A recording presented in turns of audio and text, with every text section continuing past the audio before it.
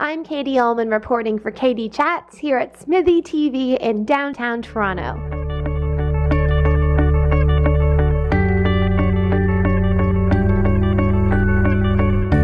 Hi, I'm Katie Uhlmann reporting for KD Chats here in downtown Toronto with writer-director JOSEPH PROCOPIO. How did you get into the film business? Well, when I was young, I was inspired by early stories by like Steven Spielberg and a lot of other directors, and observing those stories, I decided to make my own. So from there, I started writing my own scripts and directing from there. And how have you made you just finished your 12th film in these past years? You started filmmaking when you were 9 years old, and now you're 18 years old. So what has that process been like for you? Well, when I was young, I was kind of nervous starting out, but once my first film started going through and I finished it, eventually it's just been every year continuing making stories and films and submitting to film festivals and continuing. So from there, it's just after another year by year. What have been some of the biggest lessons you've learned from when you made your first film until now? Well, I think the biggest lesson that I learned was just learning the power of story, really. It's because as you get older, your stories evolve from being a young kid, and then changing your themes and changing the types of stories, your films come with more mature and more depth to them. So it's always better to see how that evolves and changes. What was it like being named one of Maclean's magazine's top 25 under 25? Actually, it was really humbling. Actually, I did not expect it, because they told me the list was coming out and I didn't really know that I would be in it, and I was flipping through and I was like, oh, there I am. It was really kind of freaky, because I'd never really thought that, you know, me being so young and me doing what I did would actually affect them that much. So I guess it was really great to have them there. Tell me a little bit about Sundae, the film you just finished. What was the inspiration behind it? Well, the inspiration was about my own personal experiences, but mostly it's about the universal story of how two friends can be lifelong soulmates and not even know it. Interesting. And how did you go about casting the project? Well, I went through my casting director, Susan Forrest, who's a really great casting director, and we spent about a month and a half concurrently with the screenplay revisions going, and we decided to cast a film through Casting Workbook and ACTRA. It was great. How did things go on set, and how would you describe your directorial style? Okay, well, the set was really interesting because we had actually an updraft in the middle of shooting. So we were shooting and there was hail, snow, sleet, guck.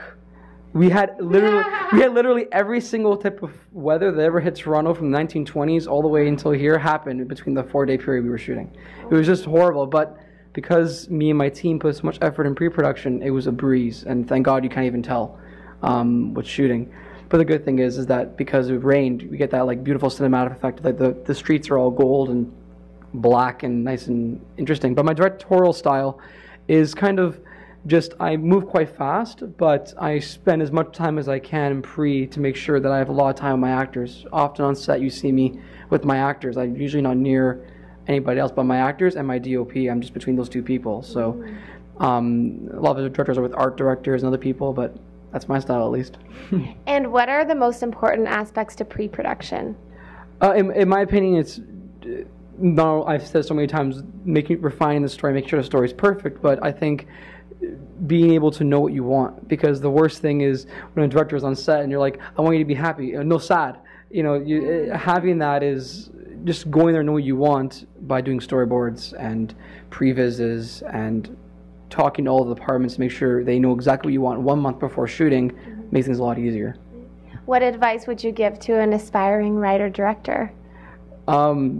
Basically, you know, make sure that you focus as much as you can in making relatable, loving characters and making sure your story is as strong as you can get it, because you can shoot on like a Sony Handycam the way I did in my first film, 9x8, or you can shoot it on $150,000 cameras I just shot my new film on. Doesn't matter, because the story has to be there. If it's not there, then you have no film. And you've accomplished so much in your young years. What can we expect to see from you in the future? Well, I'm currently in script development for my feature film.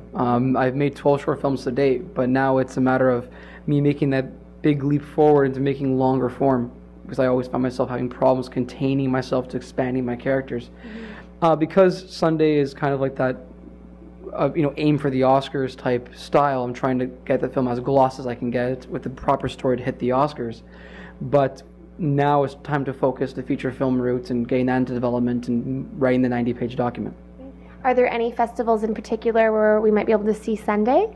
Well, Sundae currently is submitted to over 35 festivals. The big ones, obviously, none of them have accepted yet because they're all receiving it now. But the big ones are Rhode Island, Sundance, Leeds, Cannes, Cleveland. But Cleveland isn't running this year, so they're on that list.